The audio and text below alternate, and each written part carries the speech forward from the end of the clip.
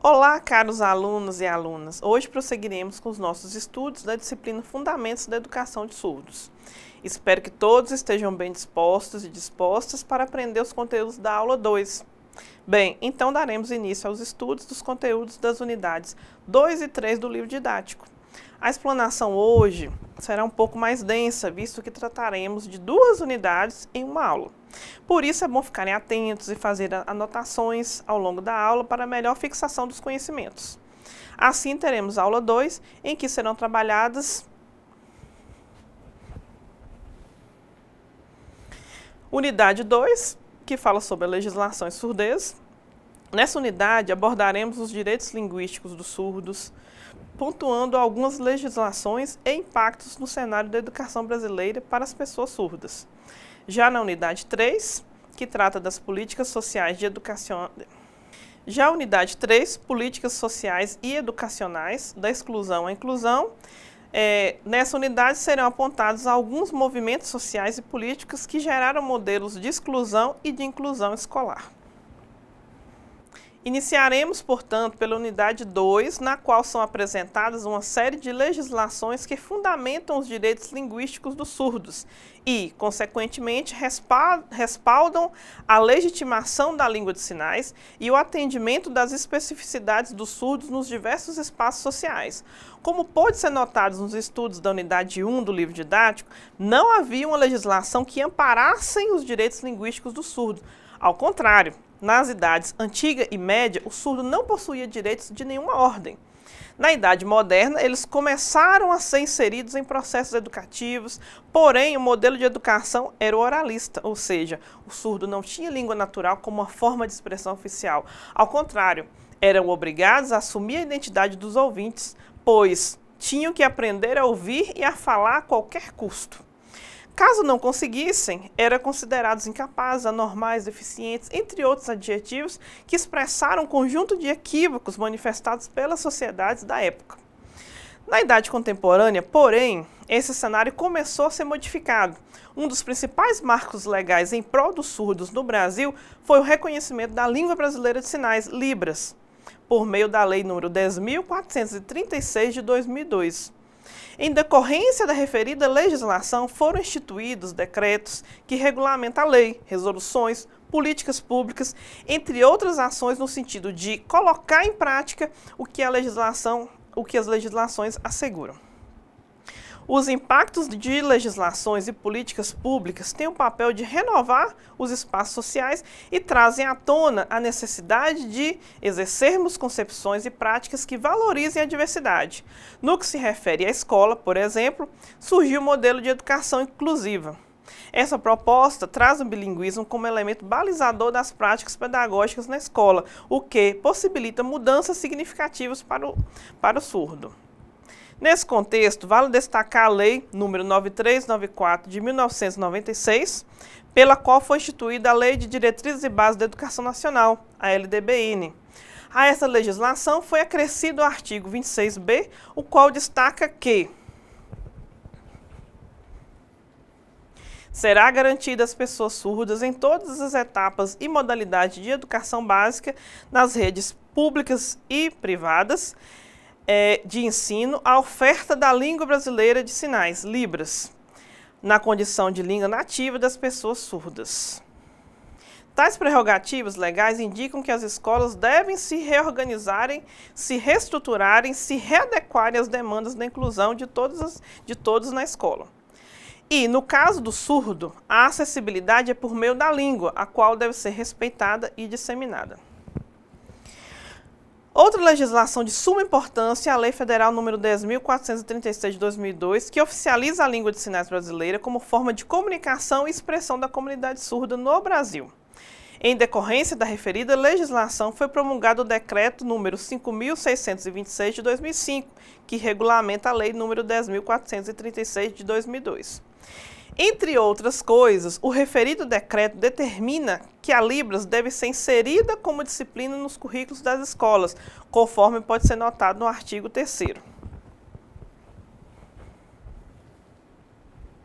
A Libras deve ser inserida como disciplina curricular obrigatória nos cursos de formação de professores para o exercício do magistério em nível médio superior e nos cursos de fonoaudiologia de instituições de ensino públicas e privadas do Sistema Federal de Ensino e dos sistemas de ensino dos estados, do Distrito Federal e dos municípios. Decreto número 5.626 de 2005.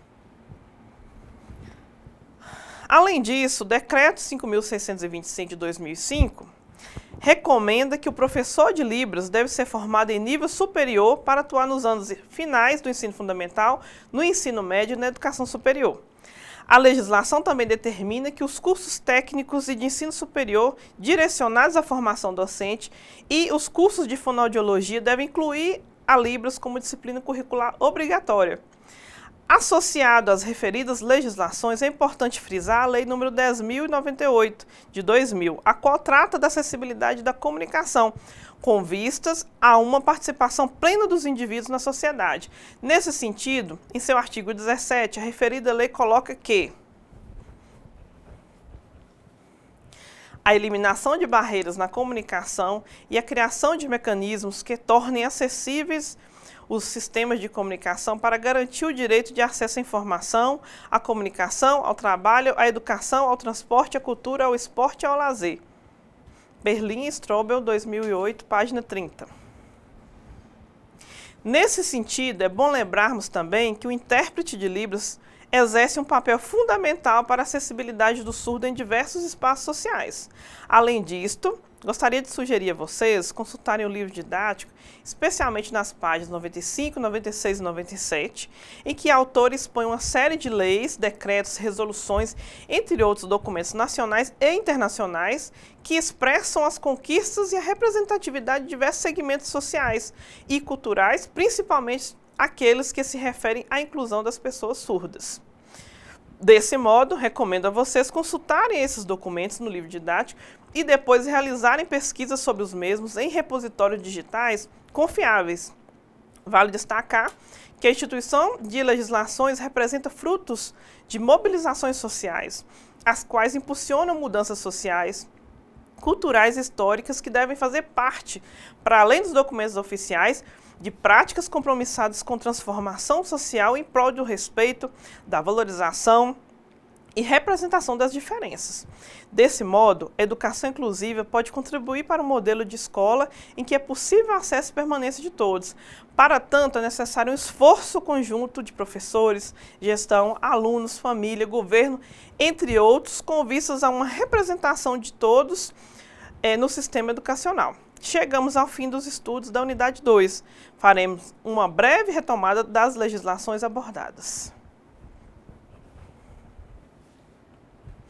Recapitulação da unidade 2.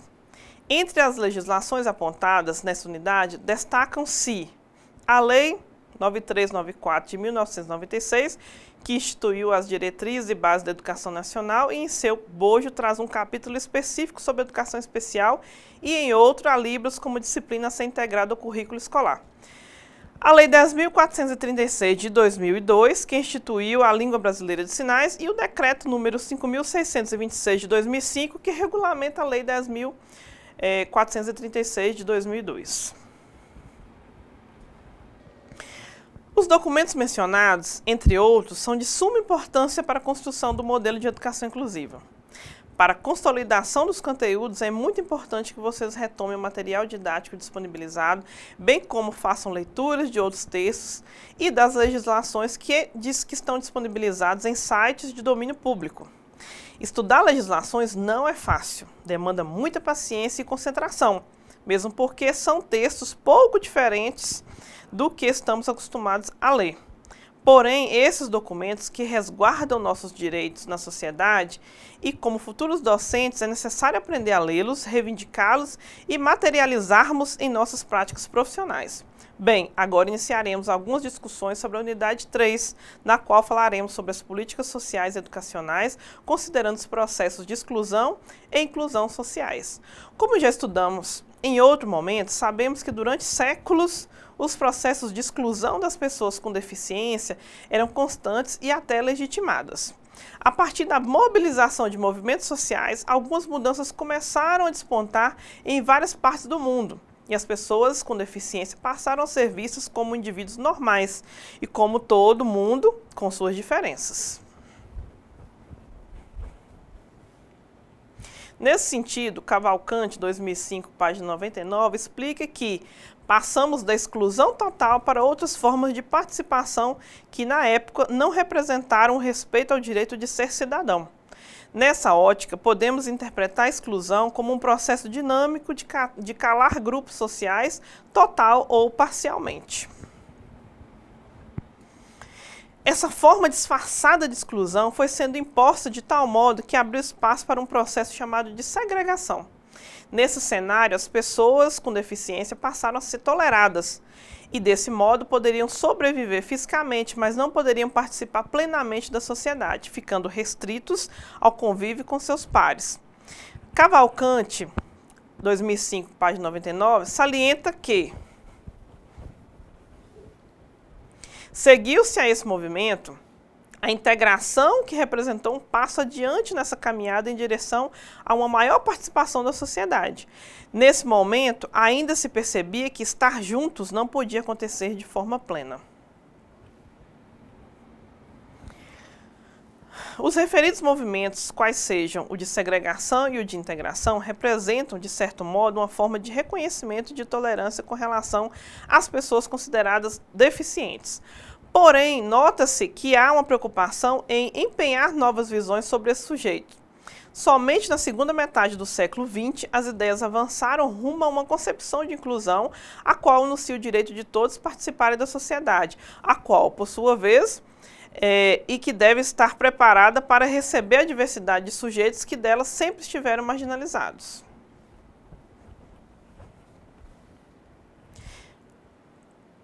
Seguiu-se a educação inclusiva, se refere à educação para todos, e não apenas para aqueles que apresentam algum tipo de necessidade especial. A inclusão supõe que sejam oferecidas para todos aqueles que vivem e participam da sociedade condições para superar limitações encontrando novos caminhos. Cavalcante, 2005, página 100. Esse deslocamento de paradigma, ou seja, da exclusão e segregação para a inclusão, teve como principal mola propulsora a Declaração de Salamanca de 1994, a qual foi assinada por vários países em prol do compromisso de adequar a sociedade e receber a todos, de forma plena e qualitativa, considerando todas as demandas e especificidades dos indivíduos. Nessa direção, Cavalcante, 2005, página 100, relata que as recomendações contidas nessa declaração trouxeram para as escolas uma nova forma de combater a discriminação, trazendo para elas responsabilidade extensiva a toda a sociedade. Se antes parecia que a deficiência era um problema individual, agora muda de foco, ou seja, aponta para uma responsabilidade compartilhada por toda a sociedade, tendo na escola um dos seus principais representantes.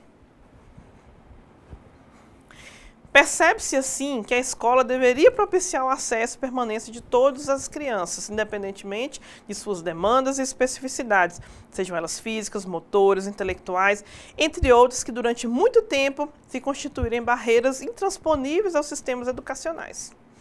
Esse modelo de educação inclusiva é confirmado em 1996, como já dissemos, pela LDB, a qual, em seu capítulo 5, trata da educação especial. Essa preconiza, entre outras coisas, a inserção das pessoas com deficiência, preferencialmente no ensino regular. É importante refletir que, se não forem observadas as prerrogativas legais que indicam as ações a serem adotadas para a efetivação da inclusão escolar, certamente as desigualdades advindas das diferenças serão reproduzidas e a discriminação e marginalização permanecerão inalteradas. Isso implica pensarmos, por exemplo, que se não forem implementadas políticas públicas e práticas sociais que visem a desconstrução de paradigmas que reforçam a segregação, os surdos continuarão sendo vistos sob a ótica patológica de deficientes e, assim, poderão ser excluídos mais uma vez. É bom lembrarmos também que esse momento pelo qual vocês estão passando, ou seja, de cursar uma graduação Letras Libras, é uma oportunidade de instrumentalizarmos profissionais da educação de conhecimentos que podem e devem gerar práticas inclusivas, mesmo porque nosso foco é a educação. Mas não uma educação qualquer. Temos que vislumbrá-la enquanto um processo de aprender a aprender, transformar o mundo em um lugar melhor, mais justo, mais equânime, mais crítico, mais questionador e propulsor de constantes aberturas para as diferenças. Bem, então chegamos ao fim de mais uma unidade. Agora faremos uma breve retomada dos assuntos.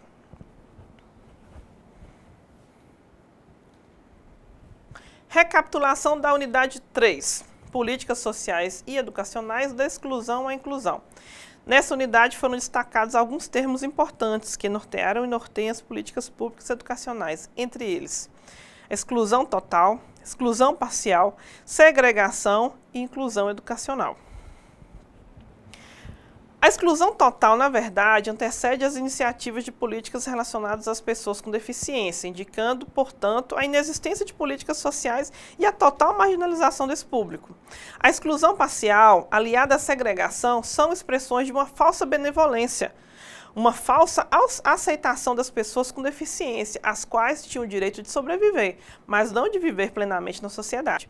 A inclusão, por sua vez, traz uma proposta de reestruturação social para receber plenamente a todos, de modo a propiciar acessibilidade em suas demandas e especificidades, e a partir de uma concepção de reconhecimento, valorização e representação das diferenças e desconstrução de desigualdades e discriminações, possibilitar uma sociedade inclusiva. Espero que a aula tenha contribuído para ampliar a compreensão do conteúdo do livro didático e instigar reflexões críticas sobre as legislações e políticas direcionadas à comunidade surda. Agora, realizaremos as atividades de aprendizagem referentes à aula 2. Atividade de aprendizagem. Aponte as legislações mencionadas nessa aula que contribuem para a construção da proposta de educação inclusiva de modo geral e quais legislações específicas demonstram conquistas importantes para a comunidade surda e por quê. Abraço a todos e todas e até a próxima videoaula.